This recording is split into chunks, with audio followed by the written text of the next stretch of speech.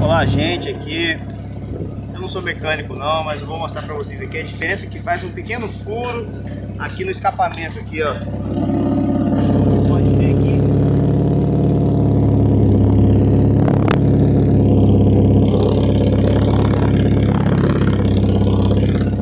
Como vocês puderam ver, esse pequeno furo no escapamento tá fazendo esse barulho. O motor do carro tá fazendo esse barulho. Agora eu vou tapar para vocês verem a diferença com o carro ligado. Vou tapar o furo para vocês verem a diferença do barulho, ó. Ó, com o buraco tapado e aberto. Olha o barulho diferente. Ó, sem o barulho e com o barulho. Tapando, destapado. Vocês podem tapar esse buraquinho aqui provisoriamente até trocar o cano de descarga com Durepox, um pedacinho de latinha, uma solda. Isso aí vai ajudar muito, melhorar muito aí o funcionamento do seu carro.